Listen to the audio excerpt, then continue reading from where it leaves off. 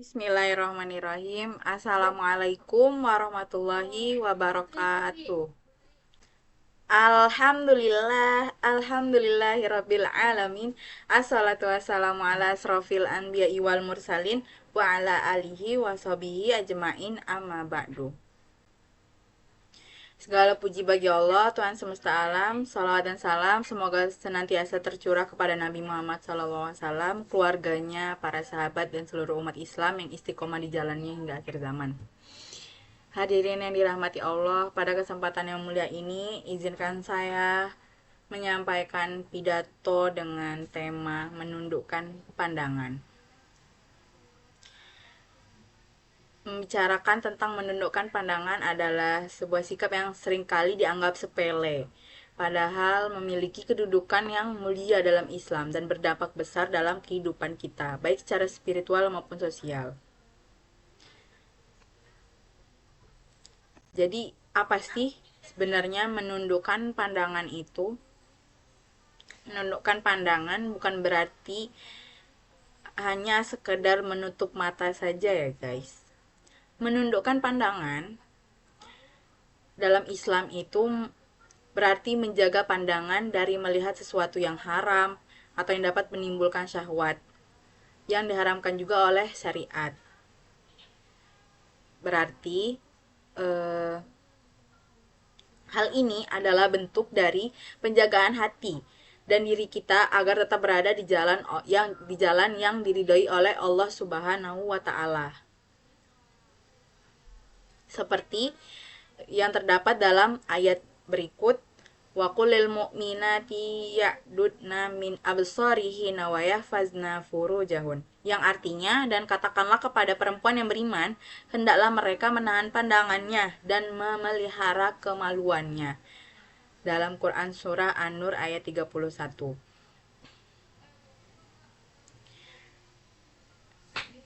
Apa sih hikmahnya atau ada nggak sih manfaatnya dari kita menundukkan pandangan?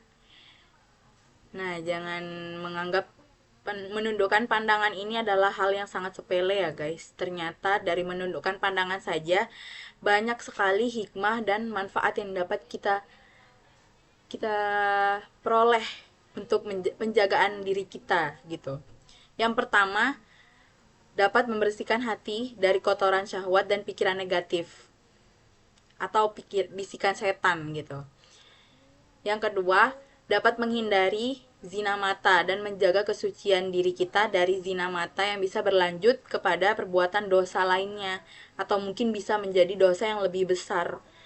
Yang ketiga, meningkatkan ketenangan dan atau mendatangkan ketenangan batin karena hati kita terjaga.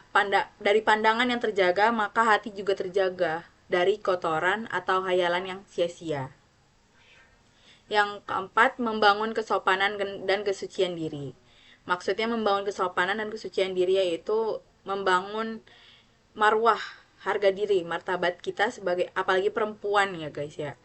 Jadi terlihat kesucian diri kita, dapat memperkuatkan iman dan takwa kita juga kepada Allah Subhanahu wa taala.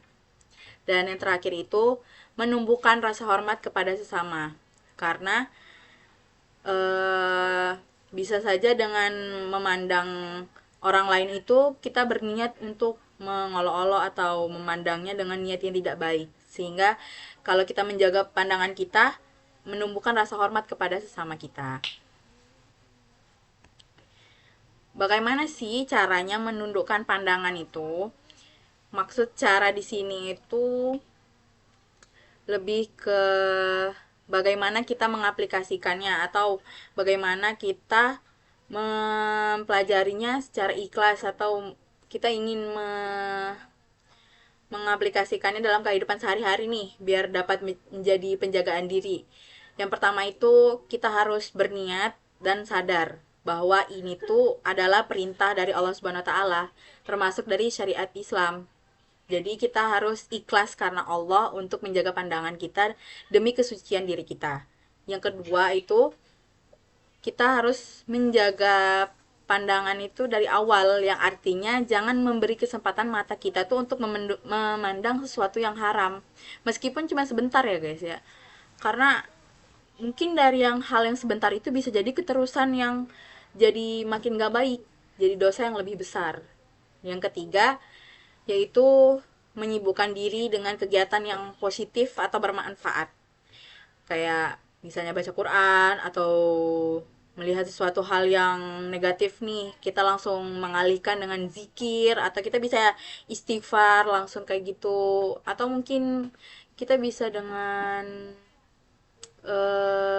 menambah skill atau mengubah hobi kita agar kita tidak kepikiran sama pandangan negatif tersebut. Yang keempat, menghindari lingkungan yang tidak sehat, seperti tempat-tempat yang banyak maksiat atau konten visual yang nggak layak, atau konten-konten dewasa yang nggak layak gitu. Jadi kita harus menghindari lebih dahulu. Kita menghindari lebih dahulu sebelum terjerumus. Dan yang terakhir, memperbanyak doa. Karena doa itu termasuk salah satu cara yang ampuh. Mungkin dengan kita minta kepada Allah agar dimudahin, jadi kita bisa menjaga pandangan kita. Selanjutnya, apa sih dampak buruk yang terjadi kalau kita nggak bisa menjaga pandangan kita? Jika seseorang itu tidak dapat menjaga pandangannya, maka akan muncul beberapa dampak negatif. Yang pertama yaitu masuknya bisikan syahwat ke dalam hati yang bisa menjerumuskan ke perbuatan zina. Dari bisikan tersebutlah kita bisa jadi terkontaminasi nih, jadi kepikiran, jadinya kita malah berbuat zina. Padahal gara-gara kita melihat sesuatu hal yang negatif sebentar saja bisa menyebabkan pikiran-pikiran negatif muncul. Yang kedua, hati menjadi gelap atau keras dan sulit untuk menerima nasihat. Karena terbiasa melihat kemaksiatan, terbiasa melihat hal-hal yang kotor, hal-hal yang negatif, maka dari itu hatinya menjadi keras dan sulit banget buat nerima nasihat-nasihat dari orang lain. Itu sulit sekali ya guys ya. Yang ketiga, mudah tergoda atau iman lemah.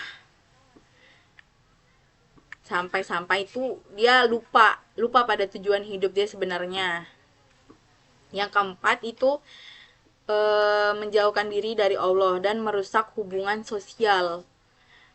Kenapa merusak hubungan sosial? Karena munculnya pandangan buruk tersebut itulah godaan terhadap orang lain dan bahkan pelecehan. Karena munculnya pandangan buruk, jadinya muncul godaan terhadap orang lain, atau bahkan muncul niat buat melecehin atau segala macamnya. Jadi muncul niat-niat jahat seperti itu. Dan yang terakhir itu menimbulkan penyesalan di kemudian hari. Kenapa menimbulkan penyesalan? Karena dosa yang makanya sesepele menundukkan pandangan saja, walaupun dia terhitung dosa kecil, bisa kalau terjadi terus bisa menumpuk terus menjadi dosa besar. Jadi sehingga itu menjadi penyesalan kita di dunia dan di akhirat. Mungkin segitu saja pidato dari saya. Kesimpulan dari pidato ini adalah bahwasanya menundukkan pandangan adalah bentuk ibadah yang sering terlupakan. Padahal di balik perintah ini tuh terdapat hikmah besar dalam menjaga kehormatan, kesucian, dan ketakwaan. Apalagi terutama bagi kita perempuan. Ini adalah tameng dari dosa, benteng hati dari godaan, dan jalan menuju ridha Allah. Maka marilah kita sama-sama berusaha buat senantiasa menjaga pandangan kita, baik saat sendiri maupun di tengah masyarakat, demi meraih kemuliaan di dunia maupun akhirat dan meraih ridho ilahi. Terima kasih, sekian dari saya. Wassalamualaikum warahmatullahi wabarakatuh.